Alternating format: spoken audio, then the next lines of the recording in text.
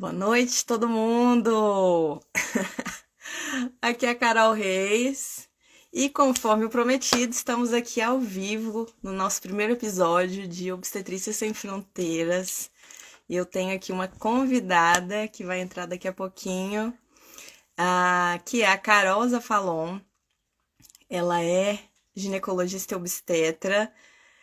Ela é médica desde 2006 e tem muita história para contar aí pra gente. Ela já chegou aqui na live. Deixa eu ver se eu consigo aqui. Isso. É... E aí, Carol? Boa noite, tudo bem? Oi, tudo bem?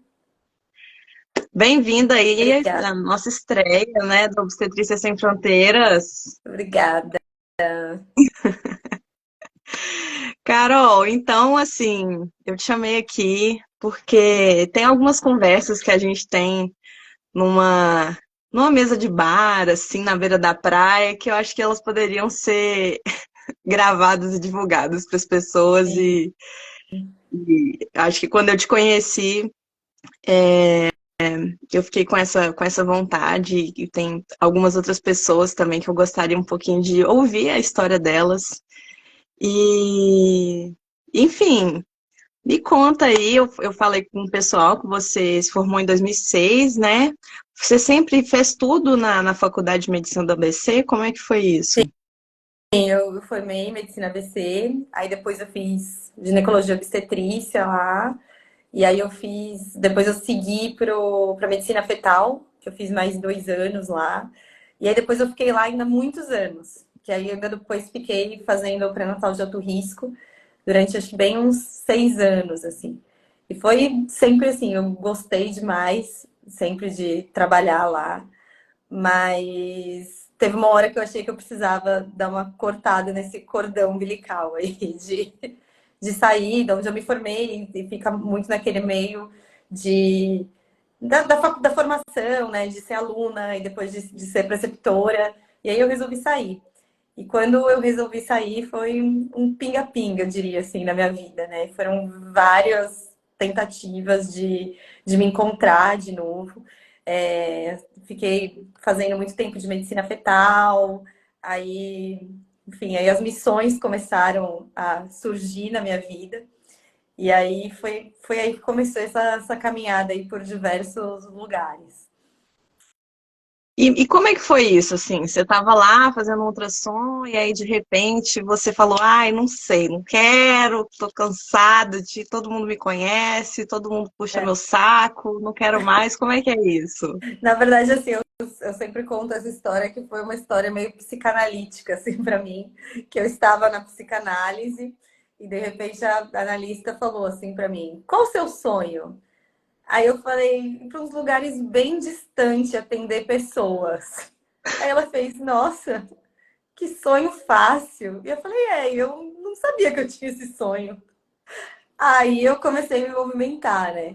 E aí eu acho que a partir do momento que a gente vê que a gente tem esse sonho, a gente começa a tentar ir atrás. E aí eu comecei a tentar ir atrás, na tentativa foi na. Aí tinha uma ONG de uma menina que fez faculdade comigo. Na época era grupo do Facebook que anunciou. Aí foi a primeira vez que eu fui para uma missão, eu fui Sertão do Piauí.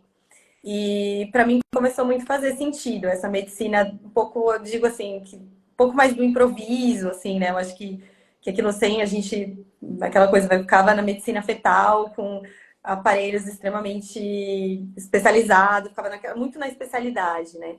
E aí até teve um momento para mim que eu fiquei muito cansada de ficar nos bastidores, assim, que eu ficava fazendo só ultrassom e eu não tinha conduta, né? Eu não dava conduta. Eu só fazia ultrassom e sempre era paciente de outro, né? E aquilo para mim começava a angustiar, de eu querer agir mais, assim. Eu sentia isso. Eu gosto muito da medicina fetal, mas tinha essa coisa do bastidor, né? E aí eu fui me apaixonando por sair para ir para a área remota. E E até foi muito disso, assim, de eu começar tá dentro do meu trabalho e querer sair, assim, parecia que eu vivia para tirar férias para ir trabalhar. E aí eu comecei a organizar a minha vida para que isso começasse a fazer mais parte da minha rotina mesmo. E foi aí que surgiu o Médicos Sem Fronteiras, que demorou muito para eu conseguir ir, né, para ter a coragem de me inscrever, de tudo. E aí, a partir daí, a minha vida foi girando, né? Foi fazendo vários caminhos que hoje eu falo que de ser muito difícil voltar pro que eu fazia, assim. Pode ser que aconteça, mas eu acho muito difícil. Então, assim, demorou um tempo para você começar a fazer isso, talvez com uma parte mais predominante do seu trabalho, né? Sim, não demorou bastante, assim. Na verdade, eu ia para assim, ações pontuais, né? Assim, uma semana, depois outra semana, e aí para mim teve, eu sempre conto isso, que para mim teve um momento que pouco antes de eu ir para o Médicos Sem Fronteiras, eu trabalhei na indústria farmacêutica. E foi a primeira vez que eu tive um CLT. E esse CLT me segurava muito, né? Eu não podia ir para as missões, porque eu precisava de férias. Então, antes eu passava meus plantões, ia e estava tudo bem, depois eu voltava, né? Mas nesse momento que eu estava no CLT foi bem difícil. E eu ficava assim desesperada pelas minhas férias para eu conseguir ir para algum lugar desses. E aí foi que eu falei, não, não pode ser desse jeito. Eu tenho que fazer com que isso também é um trabalho. Eu tenho que fazer a rotina do meu trabalho como isso. E não ficar tirando férias para trabalhar numa coisa que eu gosto. Eu estou trabalhando em coisas que eu não gosto e querendo tirar férias para o trabalho que eu gosto. Então foi aí que eu comecei a fazer esse movimento, mas foi muito difícil, assim, né? Eu consegui assumir a fazer esse movimento. E eu acho que até pensando que teve muita coisa que mudou até voltar numa atuação que eu fazia muito tempo que eu não atuava, né? Porque eu fui para ultrassom, fui para a indústria. Então, assim, a prática, ela estava um pouco deficiente para mim também, né? A gente fala, a gente perde mão, né?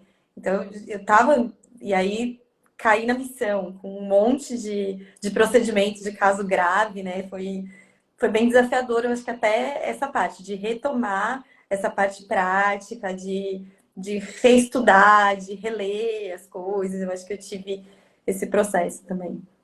Eu acho que dentro da medicina, da obstetrícia em geral, né, a forma com que a gente vai conduzindo o trabalho, ele tende a uma subespecialização entre você pegar um fragmento do processo ali, você se especializar naquilo, né? Sim. E quando você está lá dentro de um lugar onde você é referência para tudo, né, você de repente se vê obrigado a dominar, é, nem que seja de forma um pouco mais superficial, todo o processo, né, do início ao fim. Então, eu acho que são perspectivas muito diferentes, né? Você estava lá no microcosmos da medicina fetal, você resolvia seus problemas é, com a cordocentese, com a amniocentese. Tem isso, né? Porque o dia a dia da medicina fetal, que é bem isso que eu falei, assim, você fica tão no bastidor, porque o meu dia a dia era fazer o exame e entregar para o outro, assim, eu não precisava nem pensar, né? Muitas vezes eu fazia Algo de imagem. forma mecânica, né? E de repente você se via ali atuando de uma forma muito mais ampla, né? E eu acho que talvez isso é uma coisa que não fique muito claro quando a gente fala de trabalho humanitário, né? Mas às vezes, né? Não sempre, mas envolve também um certo componente de gestão, né? De gestão hospitalar, de gestão de pessoas, né? Uhum. Você, mas antes disso, o que que você fez na indústria farmacêutica? Você falou, eu trabalhei na indústria farmacêutica, você fazia o quê? Na verdade, na verdade, foi uma experiência que eu acho que ela engrandeceu muito essa parte da medicina humanitária, exatamente isso que você está falando. Que eu acho que a gente, assim, em geral, na área de saúde, né, a gente não tem tanto essa mão da gestão, a hierarquia, o organograma de empresa, dessas coisas, né? Acho que no hospital a gente até convive, mas não tanto, né? Sendo médico, pelo menos eu não tive essa experiência. E assim, eu era gerente médica, e aí eu tinha, assim, mais essa parte de treinamento, de material promocional, essa parte que eu fazia. Que até eu lembro muito bem quando eu fui recrutada no Médicos Sem Fronteiras, eu tinha muito medo deles me dizerem sim, porque eu achava que eles iam me dizer sim, e eu ia ficar com aquele sim, e eu ia falar o que eu vou fazer com isso. E eu queria que eles me dissessem não. Assim, você não passou na seleção. E aí, Ah, quando então, gente, eu fui lá, tentei, mas infelizmente não deu. É só isso mesmo. E deixa eu isso, falar aqui. deixa pra lá. E ainda eu lembro que eu cheguei no recrutamento e a primeira coisa que eu trabalho na indústria farmacêutica, porque eu achava que era o polo oposto. Eu tô trabalhando na indústria farmacêutica. Aí eles falaram assim para mim, Gente, olha mas aqui. o que você faz na indústria farmacêutica? Eu falei assim, eu tenho assim uma conversa com os médicos, eu faço material promocional, eu programo treinamento. Nananana. Ele falou assim, nossa, é perfeito, é tudo que a gente queria. Aí eu disse, Era é isso que a gente estava esse precisando. Que perfil que bom. a gente procurava. E eu acho que até isso, exatamente, até falando de medicina humanitária mesmo, que é uma das coisas que eu acho que pouca gente sabe, né? Que muitas vezes você ir para a missão não é ir lá e atender, né? Você muitas vezes que a gente vai por uma estratégia, né? Você vai por uma outra coisa que o atendimento, às vezes, essa última missão que eu fiz, eu não atendi ninguém, né? E, então, muitas vezes é isso, a gestão de pessoas, é o entender que você vai sair de lá, como é que eu vou deixar isso, não achar que tudo está em você, né? Que você vai lá fazer, você vai resolver, que não adianta nada, né? Que acho que é ter esse olhar Eu acho que de não adianta.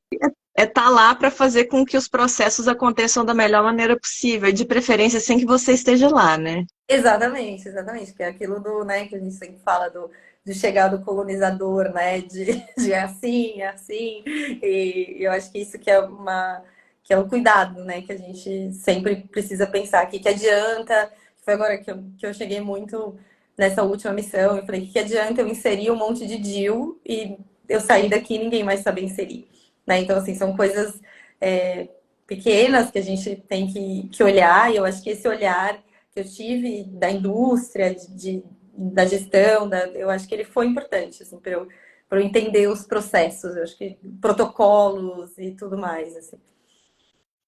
E me conta, você já tinha trabalhado em ONGs foram aqui do Brasil, antes do Médicos Sem Fronteiras?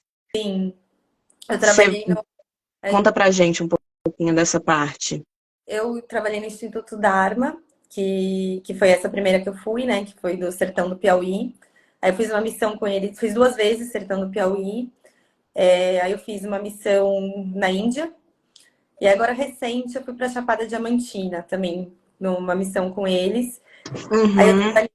eu trabalhei no Expedicionários da Saúde, que é com população indígena, com foco em câncer de colo de útero, não é de obstetrícia, e o Médicos Sem Fronteiras, né? Aí que entrou mais E aí longas. eles falaram, não, mas que bom, coisa boa que você está sabendo esse negócio da gestão, vamos entrar aqui sim. O que que eles te ofereceram? Como que foi? Como que foi esse contato inicial aí? Na verdade, o meu contato inicial foi assim, eu falei, não, então tá bom, eu entrei, mas é o seguinte, eu não quero ir para o Oriente Médio, porque eu tenho medo da guerra. Aí ele deu uma Certo. risada e ele falou assim: você, mulher, ginecologista e que só fala inglês, o Oriente Médio quer. Aí eu fiz, mas eu não vou. Eu falei no primeiro momento. Aí no primeiro momento tinha um match que eu ia para Etiópia, e aí, aí fechou a missão da Etiópia. E na hora que fechou a missão da Etiópia, eu tava assim, aceitando qualquer coisa. E aí eu aceitei o Iêmen, que, que eu quase não queria Oriente Médio e guerra, vai pro Iêmen. E eu tive uma missão no Iêmen bem interessante, assim, porque eu cheguei, quando eu embarquei, começou o Covid, que fechou os aeroportos. E aí eu fiquei alocada num hospital de trauma, que achavam que eu ia ficar só 2 semanas, mas eu acabei ficando 3 meses nesse hospital de trauma, que foi uma baita experiência, porque não, assim, eu fazia pouco obstetrícia, mas teoricamente era assim, não era uma maternidade, era apenas as mulheres que chegavam para parir, porque não conseguiam chegar em outro lugar por causa do acesso. Então, até foi interessante que assim, quem tinha lá eram só cirurgiões.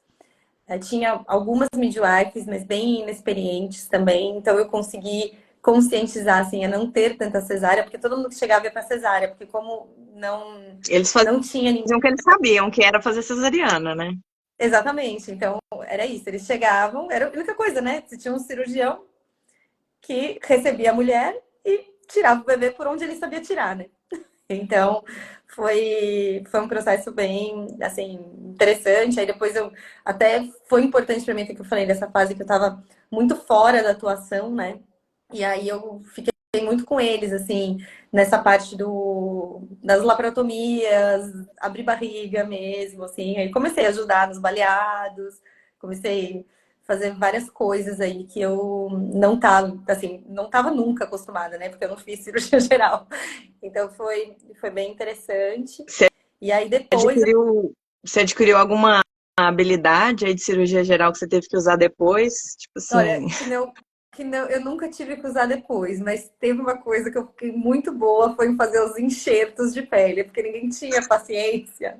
E aí eu falo que depois disso eu posso cortar cabelo, né? Porque você pega aquela maquininha, zzz, tipo na Sério? pele, Ah, sim, que você corta a pele, você né? corta a pele com aquela maquininha. E eu fazia tanto aquilo que eu falei, olha, qualquer coisa eu acho que eu posso começar a raspar cabelo. Mas assim, eu não sei usar, né? Assim, é óbvio que teve muitas, assim, coisas técnicas, né? Assim, até teve um dia na maternidade que tinha uma gestante andando. Todo mundo tá com muita dor. A hora que eu olhei, eu falei, apendicite. Porque era uma coisa que eu lembrava muito de gestantes com apendicite lá, que elas andavam daquele jeito. E aí todo mundo ainda foi. Eu falei, eu já tenho certeza, isso aqui é apendicite. Que foi o olhar, assim, acho que não tanto foi o olhar, né? Eu acho que o olhar deles foi interessante, assim. É, eu tive um plantão, foi no Brasil mesmo, né? A gente teve uma paciente que o bebê tinha uma taquicardia persistente, assim, mas a gente fez cardiotocografia, a variabilidade estava boa, mas o batimento cardíaco estava ali entre 170, 180, e aquilo ali, assim, não mudava. Foi mais de uma hora com essa frequência, a mulher nem tinha febre, e ela já estava com, sei lá, 38, 39 semanas. A gente falou, ah, vamos. Ela tinha uma cesárea prévia, a gente operou. Ela tinha uma apendicite. É. Ela tinha uma apendicite aguda e era isso que estava dando taquicardia fetal. E, enfim, eu tive que fazer uma apendicectomia. E é isso, gente. Foi assim. A gente assiste uns vídeos, né, no YouTube e dá o jeito. Mas aí, ó, se eu tivesse trabalhado com cirurgiões. É, eu acho que você teria mais segurança. Eu acho que eu teria. Até eu falo dessa, teve um final da minha missão que eu já estava bem mais corajosa, assim, né? No começo eu ainda ficava meio assim. Aí eu lembro que começou a aumentar os casos lá da linha de frente, eles começaram a chegar muito, né? Muito baleado, muito tudo. E aí eu lembro do cirurgião falar para mim assim: você prefere abrir ou você prefere passar o dreno de tórax? Eu falei, abrir. O dreno de tórax já é demais para mim. Aí eu lembro que eu fui abrindo e aí chamaram o outro anestesista. E eu lembro muito da cara dele, que ele chegou e eu tava lá, né? Totalmente confiante, procurando a bala. E aí eu lembro que ele chega, aí ele olha, aí ele faz assim pra mim, Carol, isso é um homem. Eu falei, eu sei, ele que achando que você tá abrindo um homem. Eu não. Eu sei que é um homem, tá tudo bem, eu sei o que eu tô fazendo. Eu não vou procurar útero, eu não vou procurar bebês aqui dentro. Eu estou procurando uma bala, tá tudo bem. Oh, e como que foi para você, assim, você chegou lá, então você foi trabalhar com muitos homens, né? Tanto como colegas de trabalho, como paciente. E Uhum. você, como mulher, assim, dentro da cultura no Iêmen, como que era essa questão? Então, na verdade, eu senti assim, dentro do hospital teve algumas resistências, assim, eu tinha com algumas pessoas, eu lembro com o anestesista, ele tinha bastante resistência assim, com as minhas indicações, mas em geral com o resto da equipe não, tinham os expatriados também, mas em geral, assim, todos, assim, até foi uma coisa que me ouviram muito, porque até eu cheguei a isso de desindicar as cesáreas, e eles me ouviram muito, assim, teve uma recepção boa. Eu lembro que tinha umas coisas assim, como mulher, o que me incomodava, no Iêmen em específico, eu acho que eram as vestimentas, assim, daquele lugar muito quente, e eu de manga comprida, lenço, e passando muito calor, eu ficava muito irritada de estar daquele jeito, assim. Mas ao mesmo tempo, eu vejo que apesar dessa minha irritação de ver os homens assim frescos, assim, eu sentia essa sensação que era que me deixava assim, sabe? Refrescância do ódio. Eu ficava com raiva de eu estar toda empacotada com 40 graus e o cara do lado de bermuda, sabe? Eu ficava, não, eu não posso, né? Isso eu senti assim, esse impedimento, mas ao mesmo tempo que foi muito interessante nessa transição assim da vestimenta me incomodar, ela foi depois que eu fui para a maternidade, eu lembro que dentro da maternidade as midwives, todo mundo falava para mim assim, pode tirar o lenço. E na hora que elas falaram, pode tirar o lenço, eu tirei, mas eu me senti assim, pelada. Pelada. Pelada. Eu falei, não, eu não consigo. Eu não consigo. E aí eu lembro muito disso. Além do incômodo, assim, virou uma coisa que eu falei, não, não dá pra ficar assim. Então foi bem essa transição. Mas assim, eu não senti assim, em todos os lugares, eu senti assim, não comigo, eu senti assim, eu como mulher, por atuar, teve esse processo nesse lugar, mas depois, atuando na maternidade, mesmo no Afeganistão, depois, ele não me incomodava, assim, para mim. Eu acho que eu tinha mais com o coletivo, assim, de coisas que, assim, ter que assinar o termo para fazer alguma coisa no corpo da mulher e ela não poder assinar. Eu tinha essas coisas, mas ao mesmo tempo, eu acho que eu tenho uma personalidade de me inserir. Por mais que eu fosse contra tudo aquilo, eu pensava muito, eu estou aqui e eu vou agir conforme o fluxo que está acontecendo. E em muitos momentos eu acho que eu até conseguia entender isso, assim, sabe? A crença. Teve muitos momentos, principalmente no Afeganistão, que eu ficava, às vezes, falando assim, não, eu tô concordando com coisa que eu não devia concordar.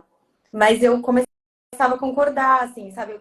Não sei se nem se é concordar, mas eu começava a entender. É, No sentido eu assim, acho que a gente procura muito esse recurso, assim, essa ideia do tipo, ah, eu concordo ou não concordo com isso, e talvez a gente caia um pouco quando a gente está vendo uma outra cultura, que não é tipo, cara, o seu lugar ali não é para concordar ou não concordar, é para observar, entender e guardar para si, talvez, o que você pense, né? E porque quando a gente vê assim do lado de fora determinadas coisas, acho que tem algumas que ultrapassa os direitos humanos, assim, é até fácil da gente conseguir distinguir, né?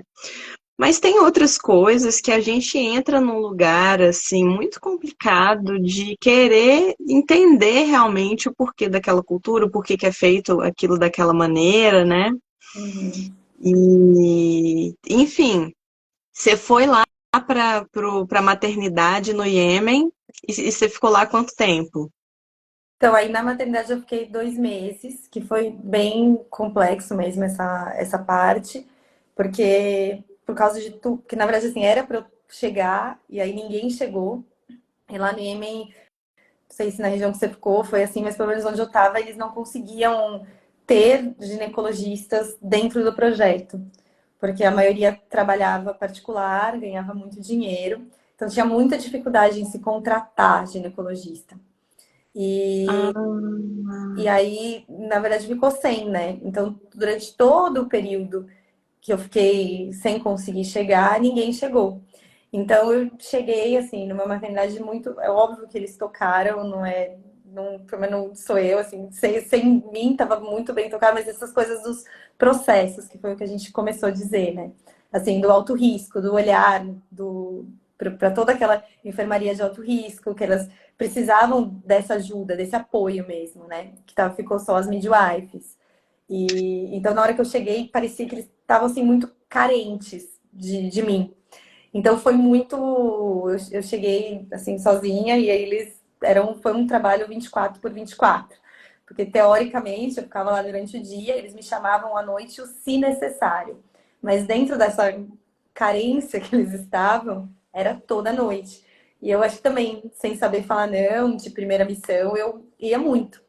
Então foi bem cansativo, assim, a missão. Quando eu fui para a maternidade, eu falo que eu fiquei 2 meses, assim, que eu consigo lembrar pouca coisa, assim. Eu lembro das coisas muito do hospital, assim, de eu emagrecendo, assim, ficando doente até, assim, desse processo de trabalho, porque eu também não soube dosar. Eu acho que tem uma coisa, ninguém mandava eu ir, mas é aquela coisa, você vê alguém te chamando, pedindo ajuda, você tá lá cheio de vontade, você vai, né? E E como que era o contexto lá do hospital? Só para a gente se situar. E era um hospital com mais ou menos quantos partos por mês? eu acho que a Por gente era dia? 1.800 mês, acho que era 1.800 mês nessa maternidade. Ele era um hospital geral, ele tinha cirurgia e tinha tudo, ele tinha, na verdade, ele aí tinha uma parte de enfermaria de alto risco, que tinha bastante mulheres. E assim, na verdade, eu ficava mais nessa parte do alto risco, né? O baixo risco, as midwives tocavam muito bem, mas tinha algumas coisas que, assim, não existia tanto preparo nessa missão. Era um projeto que, por exemplo, treinamento de vácuo, assim, as midwives desse projeto não faziam. Então, que no Afeganistão já era diferente. E Então, você era se a tinha, única estrangeira lá dentro da tinha maternidade? mais duas midwives, uma de Ruanda e uma inglesa. Mas que elas também chegaram junto comigo, né? Porque como o aeroporto ficou fechado, elas também ficaram afastadas, né? Então teve esse processo aí de um gap aí. Mas no plantão, assim, no dia a dia, tinham quantas pessoas lá, tipo, de médico e de midwife? Olha, eu não lembro de falar da equipe, mas era uma equipe Uhum. grande, acho que umas 20 pessoas, assim, tipo, Entendi. E então tinha médicos contratados locais, né? Então, Médicas. tinha médicos contratados locais que eram cirurgiões também, dentro disso. Ah, tá. Cirurgião e anestesista. Eles eram, na verdade, eles eram contratados, mas eles, assim, dentro da maternidade tinha apenas, né? Na verdade, eram as midwives. Ainda eu comecei, quando eu tava lá, ainda a gente, assim, aconteceu isso. Eu fiz a contratação, mas na hora que eu saí, foi que começou, que foi uma médica generalista, que ela entrou para começar a ajudar a maternidade, porque existia essa dificuldade muito grande de levar ginecologista e mais do que isso, o país não fornecia visto para dois. Então, por exemplo, você podia levar dois estrangeiros, mas como não tinha o visto, a região lá não tinha, né? Não tinha como tocar desse jeito, né? Então, ficava nas midwives, mas as midwives, elas ainda precisavam de assistência em muitos momentos lá. E se precisasse de uma cesariana, quem fazia eram esses cirurgiões. Sim, sim, eram eles. E eram Eram os eles. caras. Sim, eram homens. Ó, que Sim, interessante. No Afeganistão, pelo menos, né, quando no hospital onde eu trabalhei, assim, era um negócio extremamente proibitivo, homens operarem mulheres, assim, pelo menos dentro da obstetrícia. sim, sim. No Iêmen, eles podiam, assim, a cesárea podia ser feita, até mesmo dentro do centro cirúrgico. É diferente do Afeganistão mesmo, né? Porque o Afeganistão, inclusive, circulante, tudo é Uhum. mulher. Lá não, lá era tudo homem. Na verdade, tinha só gente, assim, dentro da maternidade que era mulher. O hospital como um todo era tudo homem. Que até isso, né? Dentro desses países, as mulheres têm mais dificuldade ao ensino, a se formar, então é muito difícil, né? Eles têm essa coisa de não querer que homens atendam, mas ao mesmo tempo tem esse ponto de as mulheres impedidas de estudar, né? Então E fica um você negócio. Viu alguma coisa aí sobre a questão da formação de profissionais, de midwives, de médicos lá, assim, como que funcionava? Tem uma universidade lá no... Como que é a questão das universidades? Não, eles faziam lá mesmo, tinha universidade para medicina, até o que eles falavam era isso, assim, era dentro do país, mas os livros eram todos de fora, então, assim, os médicos eram obrigados a falar inglês, porque todos os livros eram em inglês. E os cursos de midwife, eles eram um pouco mais curtos, né? Eles não era universidade, acho que elas faziam como se fosse 2 anos de formação de midwife. Acho que na Uhum. também era assim, pelo que lembro. Ai, no Afeganistão era muito, enfim. E aí você terminou, aí você terminou seus meses lá no Iêmen, voltou para o Brasil e falou, gostei, gostar é forte. O que que você sentiu? Quando a pessoa, você chega no Brasil, a pessoa quer saber o quê? Se você gostou, se você achou lindo, né? É, E aí, foi lindo? Como é que é? na verdade, assim, foram processos diferentes, acho que de todas as missões, assim. Eu acho que assim, eu cheguei muito cansada, mesmo eu cheguei no Brasil época Covid, né? E fiquei lá no Covid.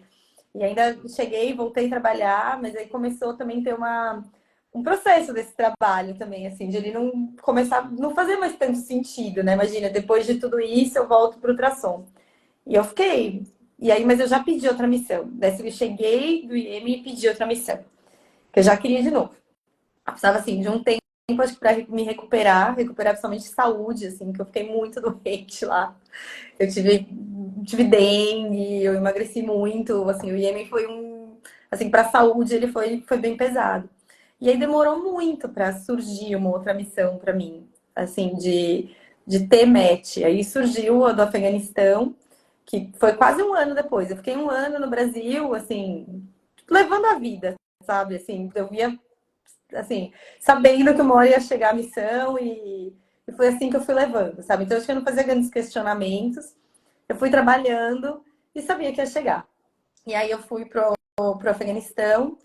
E aí o Afeganistão foi um processo um pouco diferente, assim, eu acho que consolidou um pouco mais essa paixão aí, assim, eu diria até pelas áreas remotas, até assim, acho que nem tanto a medicina humanitária, mas esse trabalho mais, assim, em campo, sabe? Só que aí no Afeganistão teve o processo da invasão talibã, enquanto eu estava lá, né, que foi Você foi para que cidade bem lá? poste. Ah, tá. É. Que aí, assim, Então, na verdade, para mim, peraí. vamos lá, Então, gente, ó, Iêmen é um país que fica no Oriente Médio, muito perto da África, inclusive, né? É naquela parte de baixo ali de onde tem as coisas dos ricos, aí vai descendo, chega lá no Iêmen. Como é que foi seu voo lá para poder chegar no Iêmen? Se foi para eu Etiópia? fui para Djibouti, na África. Só no War, né? Pra Foi, gente na verdade, conhecer. não. Eu fui para a Etiópia. Aí, quando eu cheguei na Etiópia, queriam me mandar de volta para o Brasil, porque ia fechar o aeroporto. Já sabiam desse processo. Uhum. Aí, só que aí eu precisava pegar um voo 2 dias depois. Para pegar esse 2 dias depois, eu precisava do visto, porque o visto de trânsito não dava 3 dias. 2 dias. Uhum. Negaram o meu visto na Etiópia. Aí eu tive que seguir para Djibouti, que era esse outro lugar. E aí de lá de Djibouti eu recebi um telefonema. Eu estava muito chateada de ter que voltar para o Brasil, porque eu já tinha organizado tudo. O que é isso de pandemia? Também ninguém nem sabia muito o que ia ser a pandemia. Foda-se, só aquelas pessoas usando Só máscara, que eu nada a consegui ver. vir, vou ter que voltar, né? Foi desse jeito. Ai, Aí ingenuidade. nesse, nesse momento uma pessoa me ligou e falou assim: você quer voltar para o Brasil ou você quer seguir viagem? Falei, eu quero Sim, seguir viagem. Ela falou, mas então, mas você vai para um hospital de trauma. Eu falei, tudo bem. E fui, tranquilo. tranquilo.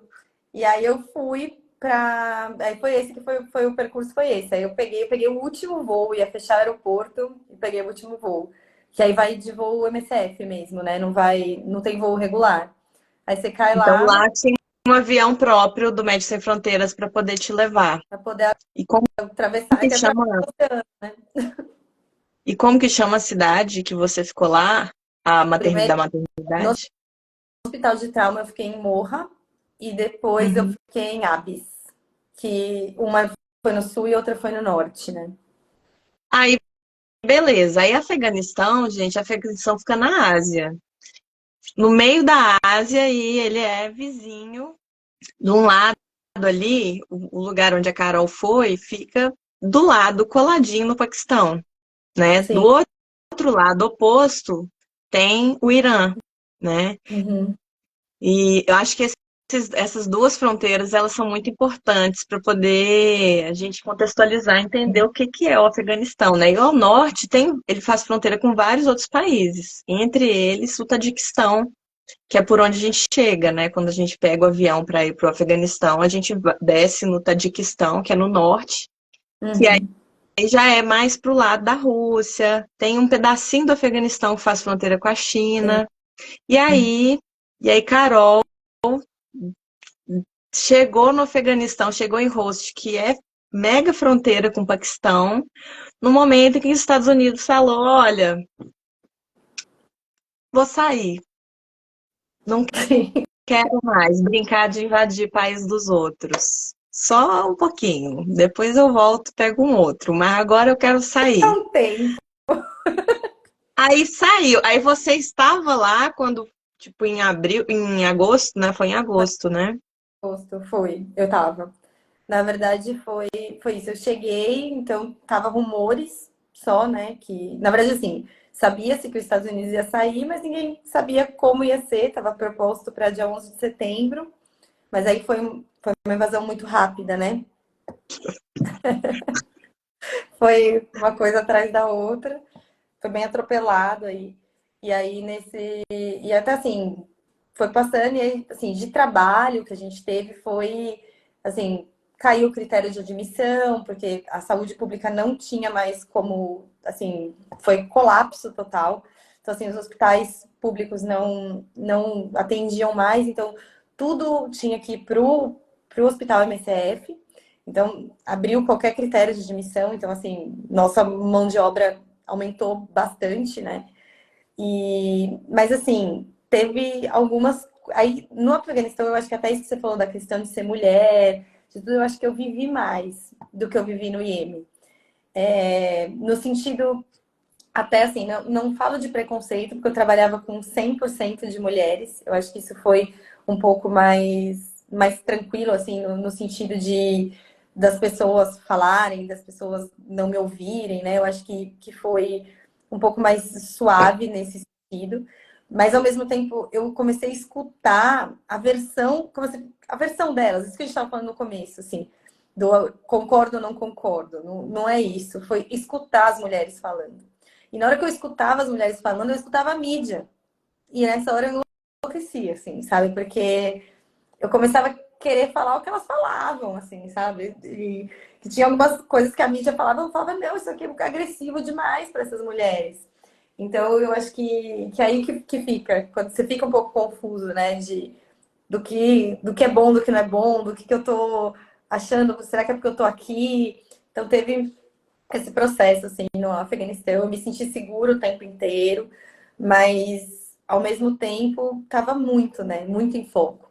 Então o problema são as pessoas que ficaram aqui, né? Não eu que estava lá. Eu acho que esse processo, assim, de eu começar a pensar o que eu estou fazendo aqui, ele vinha muito do que eu estou fazendo. Porque eu preciso ficar nessa vida de guerra, né? Eu acho que. Será que eu preciso? Apesar eu falo isso, que eu gosto muito desse trabalho de urgência, né? De ir lá e fazer as coisas. E eu tive uma frase muito bonita de um coordenador médico lá do Afeganistão. Porque quando eu estava no Iêmen, já era uma coisa que vinha um pouco na minha cabeça, assim. Que até eu falo muito para a Tainá, eu acho que eu sou de outra geração da obstetrícia, do que você, ela, eu acho que é uma readaptação, assim, do que eu tô tendo que eu sempre tive essa coisa de eu achar que eu tinha que entrar na urgência só. Eu, pelo meu perfil. E quando eu comecei a trabalhar em Médicos Sem Fronteiras, eu comecei a trabalhar com midwife. E aí o trabalho começou a fazer sentido para mim. porque eu vi a hora que eu tinha que entrar, né? A minha atuação começou a fazer mais sentido como obstetra. Então eu ia atuar naquela depois assim, da mulher sangrando muito, não vamos discutir se vai ser uma cesárea ou se não vai, que eu acho que é muito a obstetrícia que eu gosto de fazer. Então, quando você vai para a guerra, tem muito dessas urgências, né? Casos que você acha que você só viu no livro e lá você vê muito. E aí começou a ter essa questão, assim, eu falava, nossa, eu acho que eu venho porque eu sou brasileira, que o sistema da obstetrícia no Brasil, ele não me acolhe. E aqui no projeto ele está me acolhendo. Então eu tive um pouco disso, até desse médico aí que me falou, ele falou assim, você é a ginecologista que está aqui para fazer os partos dos bebês que não querem nascer, assim, sabe? Tipo, nesse sentido, eu falei, nossa, é isso. Eu quero, os que querem nascer, eu não vou mexer. Então teve Não, eu algumas não vou nem situações. saber que existe, Eu não vou nem né? saber que existe. É exatamente isso. Eu não vou nem saber que existe. Não é o meu papel. Não é para isso que eu estou aqui. Então começou a ter essa questão assim bem forte. Quando você fala disso, eu penso que faz total diferença, né? Você investir sua energia numa coisa que talvez você está mais treinado tecnicamente para fazer dentro daquela situação por ser médico obstetra, fim, sabe? E para aquelas outras situações, a nossa presença lá ela vai ser mais prejudicial do que benéfica. Porque Exatamente. aquela sensação de ter que fazer alguma coisa, né, de ter que fazer uma intervenção, aquilo ali gera intervenções que são muitas vezes desnecessárias, né? Então, eu tive o privilégio, assim, no meio da minha residência médica, eu fiz num outro hospital, que chama Maternidade Odete Valadares, em Belo Horizonte, mas logo no meu segundo ano de residência, eu comecei a ter contato com Sofia Feldman, que é um modelo que replica, né, tem um modelo próprio de assistência, que tem a atuação de enfermeira obstetra, de obstetriz, Hum, para principalmente os partos de baixo risco, e que a gente vê que é o que funciona no mundo, exatamente. né? É o que faz sentido, assim, você estar lá para poder descobrir porque que aquele bebê lá não quis nascer, né? Eu lembro que quando eu cheguei no Afeganistão, então até para as pessoas saberem também, eu também trabalhei no Afeganistão, mas eu trabalhei numa outra cidade, a maternidade era meio estilo essa do Iêmen que a Carol falou, então era um hospital geral com uma maternidade que tinha ali seus 1.300, 1.400 partos por mês.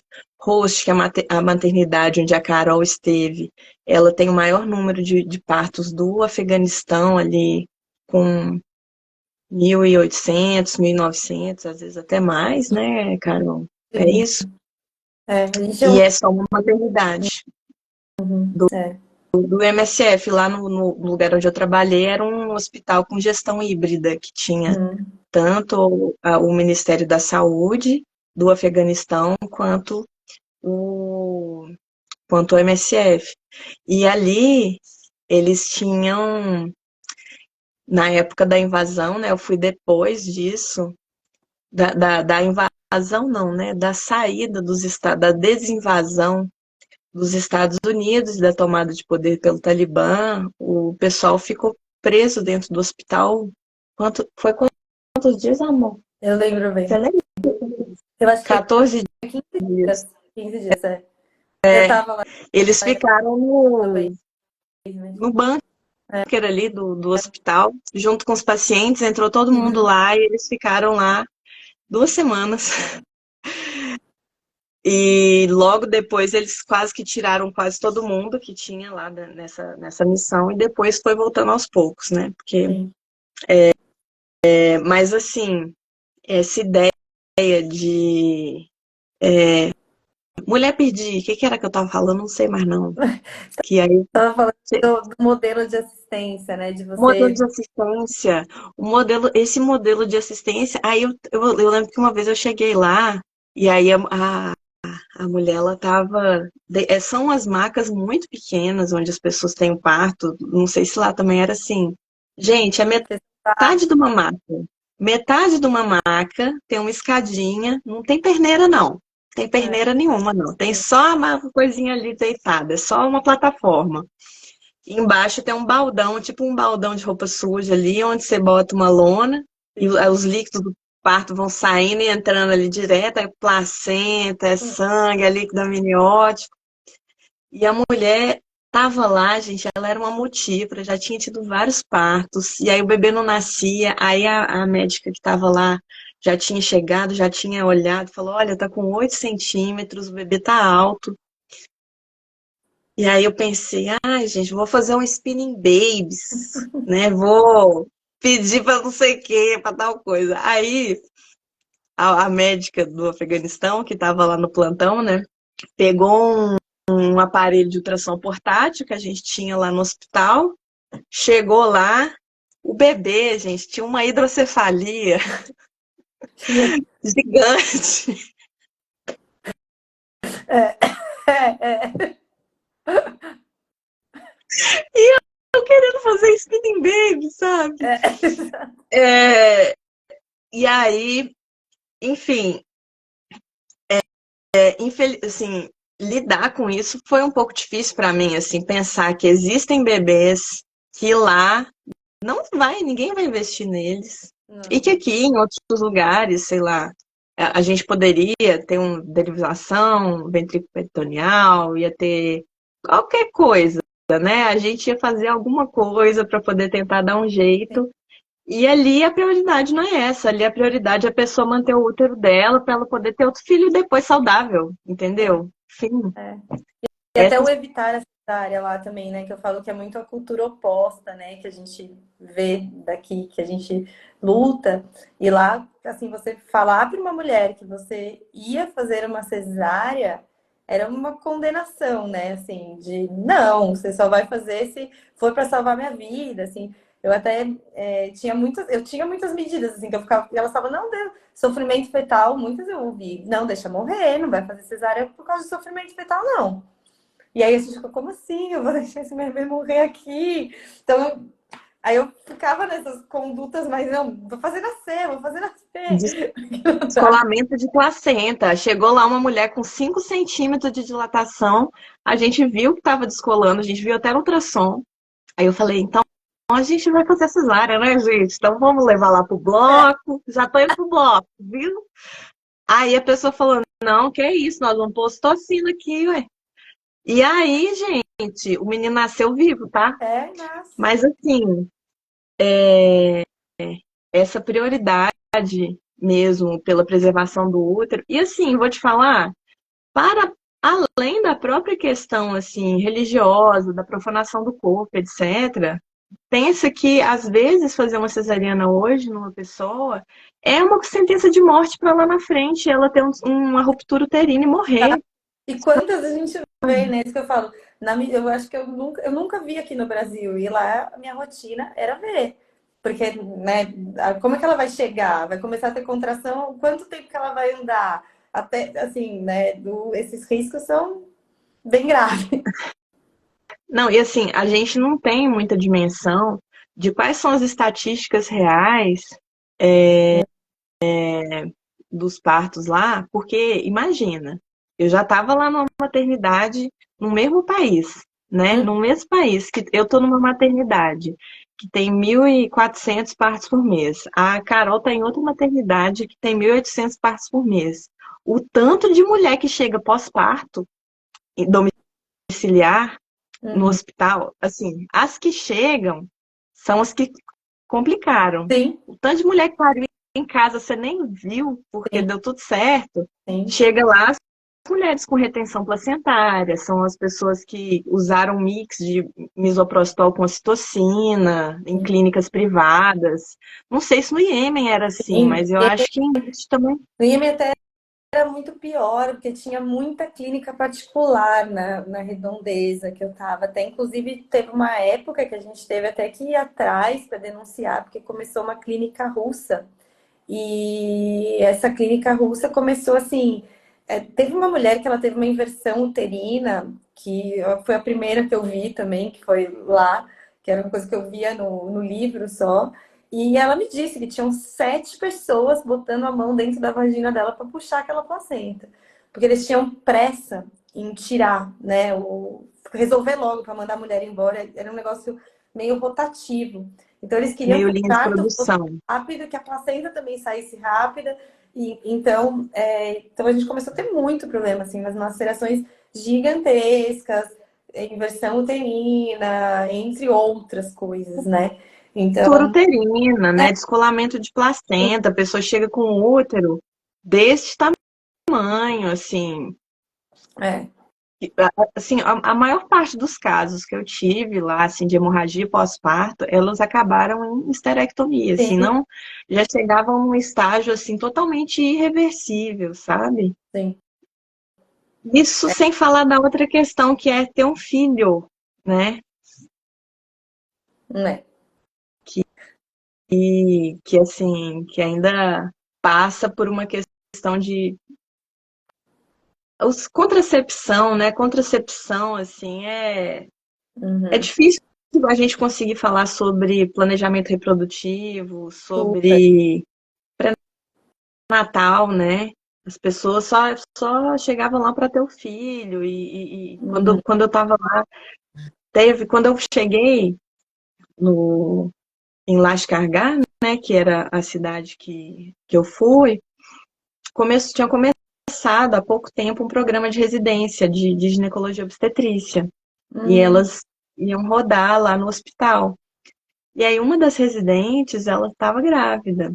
Era o terceiro ou quarto filho dela já. Ela já tinha tido uma perda gestacional, ela tinha tido uma perda com 40 semanas. uhum. É, e aí ela estava grávida dessa nova gestação. E ela, toda vez que ela ia no hospital, ela media o fêmur. Era só isso que o pessoal fazia também, era medir o fêmur e olhava a idade gestacional. Toda vez ela media a idade gestacional, assim, não tinha uma data provável do parto. Ela não firmava ali na idade gestacional. Cada vez que ela ia, ela tinha uma Sim, nova idade gestacional. sim. E, e assim, eu preocupada com a data provável do parto dela, pensando no outro menino que tinha, né, morrido, e assim, o que ela ia fazer, né? E ela simplesmente assim, chegou uma hora, ela falou, ai, cansei, chegou, foi pro hospital e induziu, sabe? Mas pensar que uma pessoa ali, e isso acontecia não só com a residente lá da medicina, mas assim, as enfermeiras obstetras, as midwives que estavam lá, elas não tinham, nas próprias gestações, assim, um acompanhamento rigoroso mesmo, um pré-natal, sabe? O que dirá, assim, a comunidade, né, a população em geral, Sim. de não ter acesso mesmo, Não. nem a pré-natal, nem a planejamento, e aí o planejamento, ele vai muito contra essa ideia da questão do filho, né? Às vezes a mulher tem 3 filhas, 4, e o filho não chega, e aquilo ali vira um problema familiar, né? E é Vira uma questão. isso, assim, lidar com essas questões. Gente, um beijo para o Henrique, nosso amigo em comum, Verdade. né? Verdade. E, gente, e aí, Carol, depois que você voltou, como que foi, assim, a sua volta também? O que que você carregou aí desse trabalho no Afeganistão? Então, eu acho que assim, isso tudo que a gente está falando, que é uma medicina que muito eu gosto de fazer. Eu acho que, assim, tem tudo que a gente, apesar da indignação, eu falo assim, nossa, como é que as pessoas ficam sem saber quando é que vai nascer? Mas aí parece que atrai esse raciocínio, assim, para mim, sabe? De como é que eu vou improvisar, como é que eu vou ajudar, como é que...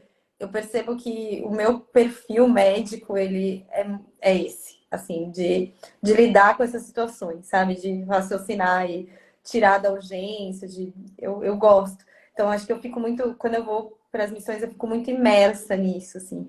Parece que eu fico fazendo muito o que eu gosto. Essa adrenalina aí da urgência, né? Ela muito me reabastece muito. Mas ao mesmo Uhum. tempo eu comecei a ver que eu também precisava, assim, mesmo igual da outra época que eu senti que eu precisava que não fossem as minhas férias, né, que fosse a minha vida, chegou um momento que eu também comecei a ver que viver nessa situação de ir sempre para a guerra também não estava me fazendo bem. E eu voltei do Afeganistão bem confusa do que ia ser da minha vida. E aí, eu lembro que até na época,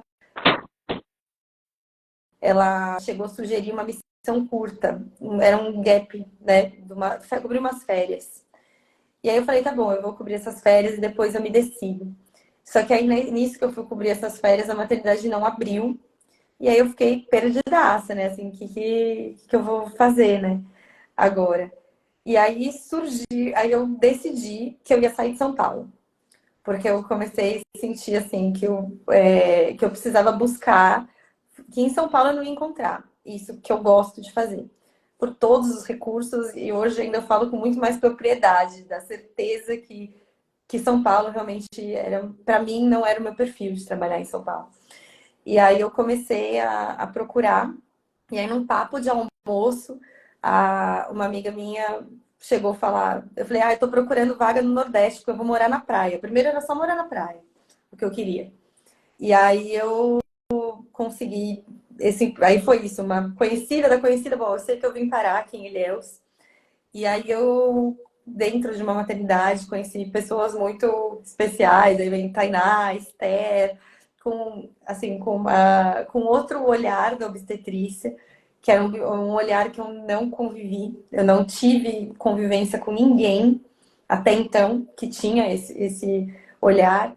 E também, aí eu também comecei, assim, por mais que eu fale, eu estou em Ilhéus, é uma cidade que tem um aeroporto, eu comecei a ver também a deficiência da assistência.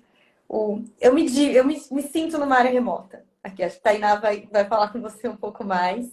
Não vou entrar tanto em Ilhéus. Inclusive, É, gente, convite, né? A gente tem mais duas lives aí, a do Nelson na semana que vem, dia 26, e a da Tainá, que trabalha com a Carol lá em Ilhéus. Vai ser dia 5 de outubro. Ela vai contar um pouco sobre essa realidade bem remota, né, Carol? bem remota. E eu comecei a sentir que assim, aqui eu me sinto muito em missão, né? Assim, muitos desafios muito parecidos. E até assim, eu falo que são coisas pequenas, mas, por exemplo, eu falo que uma coisa que eu aprendi a perguntar para as pacientes, onde você mora? Que eu aprendi isso no Iêmen, porque e depois para o Afeganistão, porque tudo dependia. Ela vai demorar 4 horas, 5 horas para chegar. E aí são coisas que vira, né? É pequeno isso, mas é uma coisa que você tem que também trabalhar quando você está numa área mais remota, da distância de casa, como é que ela vai chegar, precisa pegar barco, você vai vir como para cá? Se eu te mandar embora, como é que você retorna? Então, isso é um trabalho que começou a vir, né para mim. E dentro desse trabalho aqui, eu comecei a me encontrar bastante. Em estar bem aqui, eu falei, pronto, agora eu encontrei o meu lugar. Eu não preciso ir mais para missão. Só que eu acho que eu tenho uma inquietude, assim, de também querer sair um pouco, voltar, né? Fazer um pouco desse processo que hoje eu já me aceitei, que eu acho que eu penso assim, eu tô bem aqui, é uma área remota, não me vejo voltando para grandes centros, não digo São Paulo, mas também grandes centros, porque eu acho que essa parte do estar em área remota faz sentido para mim. E aí eu acabei aceitando agora, que eu acabei de voltar do Pará, que eu fui para Portel, que era uma missão de planejamento mais estratégica mesmo, em parceria com o SUS. E assim, fui pelo Médicos Sem Fronteiras, mas foi todo um trabalho em conjunto, que assim, aí eu já não atuei, já foi mais essa parte do planejamento, não foi mais essa medicina de guerra aí que eu gosto, mas teve toda essa parte de elaboração, de ver um outro contexto, né? E foi muito mais difícil. Isso eu falei para todo mundo, assim, é muito mais difícil a gente estar no nosso país. O quanto que eu vi, assim, o quanto que aquele lugar fazia parte do meu país, com uma diferença tão grande de São Paulo, por exemplo, que foi o lugar que eu acho que eu mais atuei. Então, acho que uma coisa, às vezes, a gente está no Afeganistão e Tô aqui, ó. ser condescendente, né, de alguma forma com coisas que faltam, né? E Exatamente. aí, de repente, você vê que lá na sua casa Sim, também você abriu o armário e não tem nada. exatamente. Exatamente. Então foi assim, também bem desafiador, foi um trabalho diferente dos outros que eu fiz, mas ele foi assim, foi um crescimento, acho que até pessoal da gente ver. Também foi, eu acho que foi importante até lá, até foi muito o que eu falei, até eu cheguei muito com muita gente da coordenação, assim, de eu ter que mostrar o que é o SUS, né? Porque é um trabalho em conjunto com o SUS, e às vezes tinha momentos que eu falava, você fala, gente, para, isso aí vocês estão mudando um sistema, não é assim. Então, até isso, assim, você tem que ter esse. Você tá na sua casa, você trabalha aí desde sempre, então é umas coisas que você fala, não, isso não vai acontecer. Ia ser lindo, mas não vai, não é assim que funciona. As questões culturais, né? Então, eu acho que foi nesse sentido que foi bem interessante essa última missão disso. E eu senti em mim também, assim, que eu acho que eu vou precisar dar uma saída no meio do caminho, assim, não sei quando, mas esse ir e voltar, eu gosto muito, acho que do conhecer esse outro lado, de saber como que faz diferente. Eu acho que é mais isso que faz sentido para mim, assim. Então, acho que vivenciar assim, um trabalho humanitário feito por uma instituição internacional no seu país, o que que você acha assim que são os conflitos em potencial, assim, o que que você acha que é o cuidado? Fala assim, alô, então é MSF, eu queria só te mandar um recado, mas não é MSF, é um recado para instituições que vêm ou até mesmo acho que internas, assim, dentro desse processo do trabalho humanitário, missão. Eu tenho muita dificuldade com essa palavra missão, É, sabe? e aí Deus usa, né? Porque... Mas é. Mas a minha pergunta é essa, assim, qual que é, tipo assim, quais são as fichas que caíram para você em relação a isso? Quando você viu uma instituição lidando com uma outra instituição, que é o SUS, que é maravilhoso, que é, assim, tem os seus princípios, né? Assim Sim, como o MSF tem os princípios dele, o SUS também tem os seus princípios. O que que você achou isso? na verdade, assim, foi muito. Teve algumas coisas que eu posicionei muito, que eu acho até isso, assim. Tem que ter muito cuidado em quem você leva, que assim, a sorte que tinha brasileiros atuantes no SUS, porque também acho que se não fossem pessoas que conhecessem o sistema, poderia ter dado ruim. Porque eu acho que tem coisa que assim queriam fazer e aquilo já existia, porque é isso. Nosso sistema é muito maravilhoso. Então, você precisa olhar para ele, porque você não precisa fazer nada, aquilo já existe. Você só precisa ver como é que ele está articulado naquele lugar. Então, em muitos momentos eu sentia isso, que eu falava, para, porque isso existe aqui. Se não está acontecendo, ele não está acontecendo, porque, por exemplo, o barco não está funcionando. A ambulância lá, que eles falavam. Então, o transporte, por exemplo, é ruim, por quê? Porque você está numa região que às vezes a maré não deixa você ir. Então, assim, tem várias questões, acho que até geográficas, que a gente tem para olhar. E a estratégia talvez não tem como a gente mudar, né? A natureza, assim, quer dizer, ainda bem, né? Às vezes tenta se mudar. A gente muda só para pior, né? Enfim. Ela pode ser bem mudada, mas, gente, vamos lidar com o que a gente não vai mudar. Então, não vamos mexer nisso. Então é isso. E muitas coisas era até você vê dentro do local, assim, que pegava muito para mim também. Que, por exemplo, vai uma pergunta que eu acho que vem muitas vezes, mas por que que você não foi para lá pelo SUS, por exemplo, né? Ficou um mês pelo SUS. É que eu acho que tem certas coisas para mim que, por mais que eu goste dessas coisas pontuais, eu tenho uma coisa muito sincera, assim, para dizer que eu não quero viver lá. Assim, que é o que eu falo também do Afeganistão, do Iêmen. Eu não quero fazer a minha vida lá. Eu acho que eu tenho outros objetivos para minha vida, que não são morar lá. E muitas poucas pessoas, somente médico, que tem, assim, que é um privilégio, tem um salário alto, não quer morar numa região que você não tem nada, né? Que eu falo que tem, que para essas regiões você vê que tem muitas coisas que o dinheiro não compra, né? Assim, eu quero comer não sei o quê. Não, você não tem. Você pode pagar o quanto você quiser, mas você não vai conseguir comer. Então, eu acho que é difícil você falar, eu vou ficar aqui. E aí você começa a ver a deficiência do SUS, ele não ter profissional também, né? Ele até como é que eu vou fazer, né? Quem que eu vou receber aqui? Então, assim, eu comecei a ver muito o empoderamento de quem você tem lá, porque às vezes fica a cultura também brasileira de buscar eu quero um ginecologista. Eu, não. Por que você quer um ginecologista?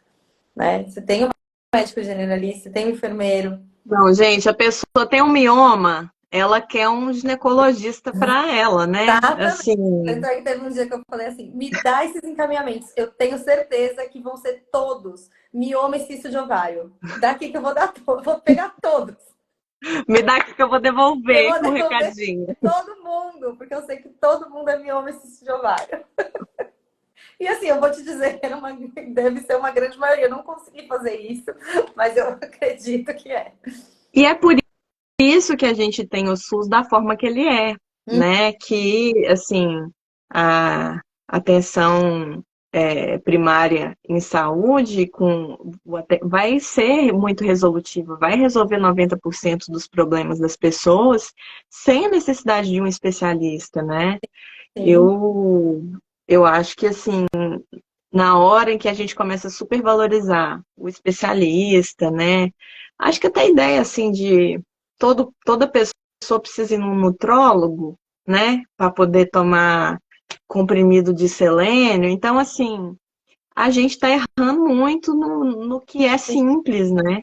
E um profissional especialista, ele tem o papel dele, que não é nem pior nem melhor do que aquela pessoa que está fazendo um outro trabalho de um atendimento amplo e super resolutivo, exato. né? Eu acho que a gente, enquanto ginecologista e obstetra, tem aquela aspiração de generalista, né? De tipo, eu vou chegar lá com o meu eu ia falar estetoscópio, né? Mas Não, enfim, porque a a gente gente não usa usa. pouco estetoscópio. Vou chegar lá com o meu pinar, com o meu sonar, ou com o meu ultrassom portátil e resolver tudo, né? Tudo que Sim, tiver para poder resolver. Mas assim, pensar na questão das tecnologias leves também, né? sim. Nas pontes, nas redes, no diálogo, em fortalecer aquilo que a gente tem, que a gente construiu e que é muito jovem, né? O SUS é ali final da década de 80, início da década de 90, e que, assim, por ser jovem, assim como a nossa própria democracia, né? Está sempre sobre constante ameaça, sobre influência do neoliberalismo, né? Você vê aí, você conta do Iêmen, que existem muitas clínicas particulares, as pessoas fazem coisas meio absurdas lá.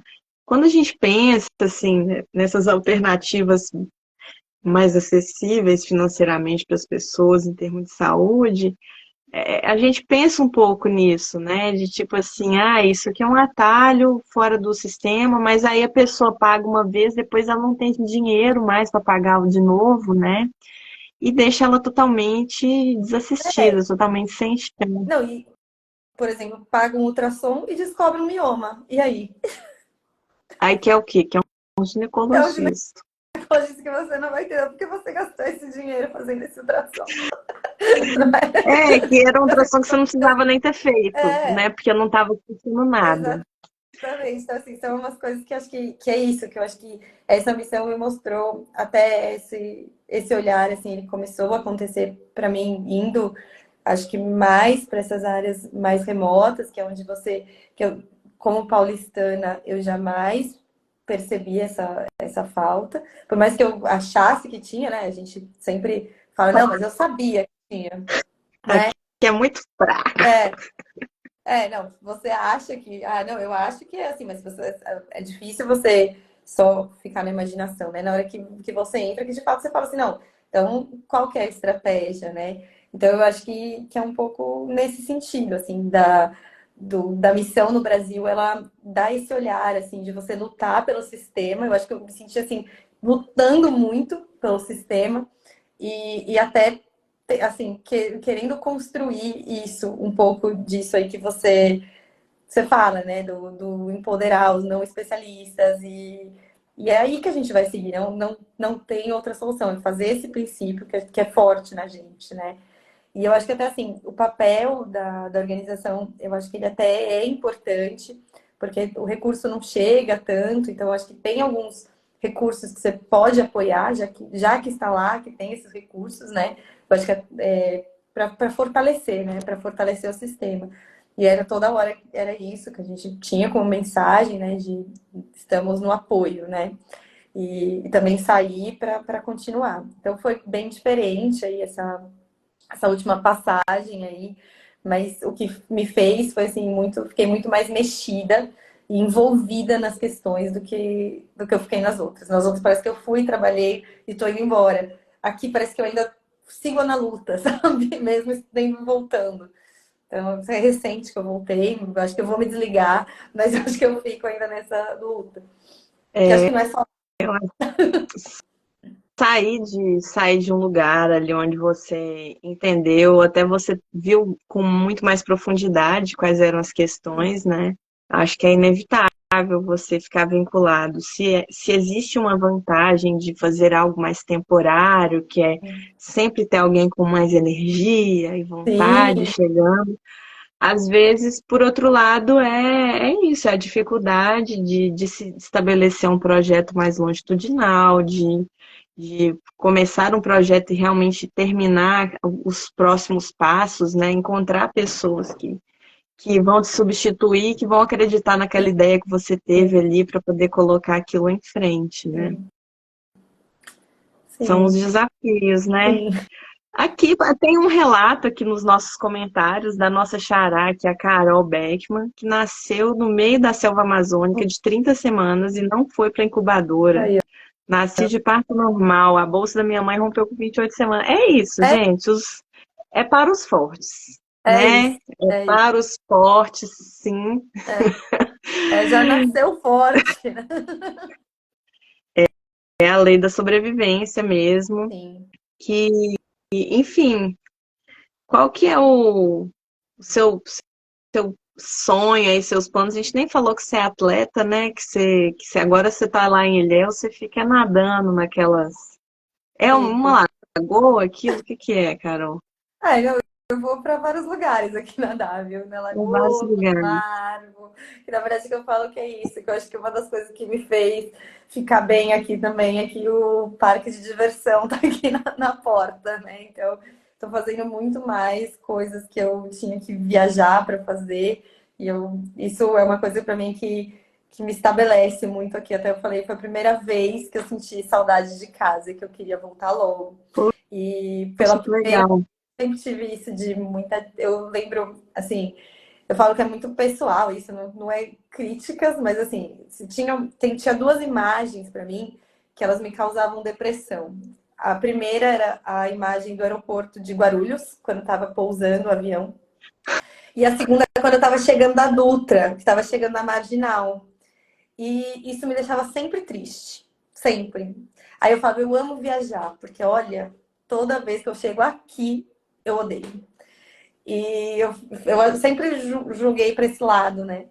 E agora, agora quando eu cheguei lá agora do Pará, que começou a pousar aqui em Ilhéus, eu falei, ai, que bom que eu tô em casa. Eu até me emocionei. Só que por um lado, eu tô numa situação que eu falei assim, não aguentava mais lá ver água e mato. E aí eu descobri que eu moro num lugar que só tem água e mato. Eu tô assim, é Era muita sua água e mato, né? mas eu não Então, assim, fato, assim, eu não tô reclamando, mas eu gosto e eu acho que assim é muito bom a gente ter essa de ir, ter esse retorno gostoso assim para casa também, né? Então isso faz parte também. pois é, acho que, enfim, estamos aqui contando sobre sobre as várias possibilidades, né, de se trabalhar, de se conhecer outras culturas e vivenciar a obstetrícia para Sim, além do estado de São Paulo, né, sim, sim. além da metrópole, mas talvez o grande segredo aí seja descobrir onde que é a sua casa, né, onde que é a sua água e seu mato aí E eu acho que para que todo mundo, você sente eu vontade, né. sempre, quando eu falo assim um pouco da minha história, sempre vem um pouco de, nossa, que legal, nossa, parece que tem um pouco disso, mas eu sempre gosto de deixar a mensagem que é perfil de cada um, que é um pouco do que eu falei, assim, do meu perfil de gostar dessa medicina de urgência e do meu perfil de gostar de ir conhecer. Isso não é para todo mundo, né? Eu acredito também que tem muita, muita, muita gente que fica feliz de ver o aeroporto de Guarulhos, né? Então, o que a gente precisa é realmente encontrar aonde a gente tem que ficar, né? Eu acho Eu que. adoro o aeroporto de Guarulhos, Então, significa que eu tô saindo de lá e indo para um outro lugar. aí O aeroporto de Guarulhos serve para minhas viagens internacionais, então eu fico Mas muito aí feliz. não, você tem que olhar de algum jeito, né? Você não sai na porta.